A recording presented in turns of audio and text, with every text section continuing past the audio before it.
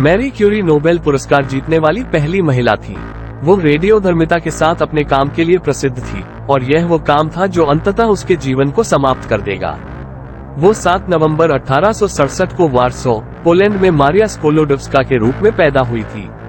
वो पियानो वादक और शिक्षक ब्रोनसिल्वा बोगुस्का और गणित और भौतिकी के प्रोफेसर व्लादिस्लाव स्कोलोडव्स्की की 5वीं और आखिरी संतान थी। उनका बचपन का उपनाम मानिया था। उनके पिता एक फ्रीथिंकर थे और उनकी मां कैथोलिक थी।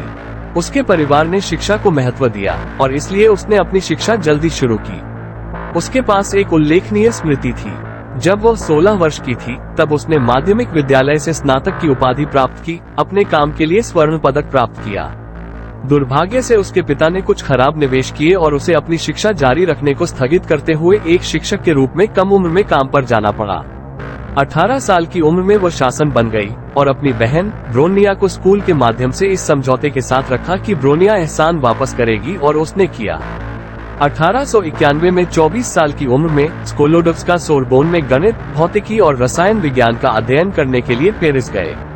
उसने लगन से अध्ययन किया और लगभग पूरी तरह से रोटी, मक्खन और चाय पर निर्वाह करती थी। अपने वर्षों के दौरान उसने अपने नाम की वर्तनी को फ्रांसीसी संस्करण मैरी में बदल दिया।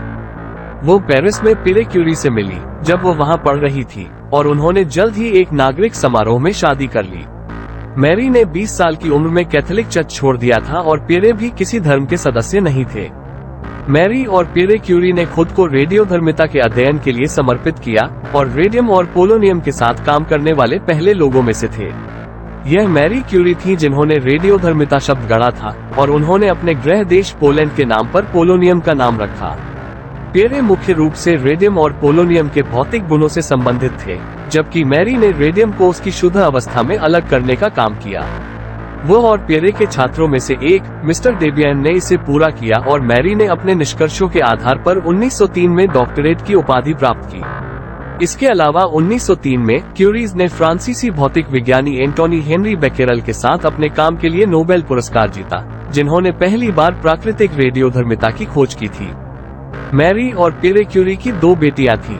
आयरीन का जन्म 1897 में हुआ था और ईव का जन्म 1904 में हुआ था।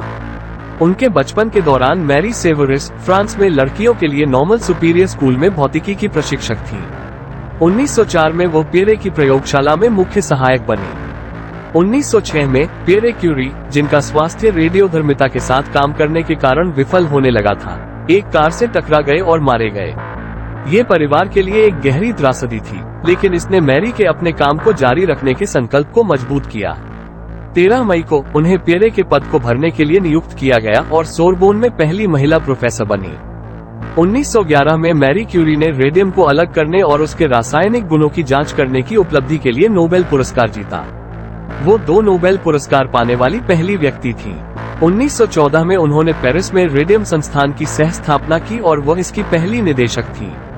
प्रथम विश्व युद्ध के दौरान क्यूरी और उनकी बेटी इरीन ने 150 नर्सों की एक टीम को एक्स-रे का उपयोग करना सिखाया ताकि घायल सैनिकों में गोलियों का पता लगाया जा सके। 1921 में उन्होंने संयुक्त राज्य अमेरिका की यात्रा की, जहां राष्ट्रपति वारेन हॉर्डिंग ने उन्हें अमेरिकी महिलाओं के बीच लिए गए संग्रह के साथ खरीदे गए 1 ग्राम रेडियम के साथ प्रस्तुत किया। 1922 में फ्रेंच एकेडमी ऑफ मेडिसिन के सदस्य के रूप में उन्होंने अपना काम रेडियोधर्मी पदार्थों के चिकित्सा अनुप्रयोगों के लिए समर्पित किया। 1932 में मैरी की बहन ब्रोनिया के निर्देशन में वार्सो, पोलैंड का रेडियम संस्थान खोला गया।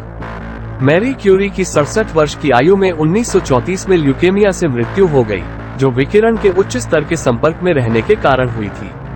उसका अंतिम संस्कार पेरिस में पैंथियन में रखा गया है। वो अपनी व्यक्तिगत उपलब्धियों के लिए इस तरह सम्मानित होने वाली पहली महिला थी। उनकी मृत्यु के बाद रेडियम संस्थान का नाम बदलकर क्यूरी संस्थान कर दिया गया।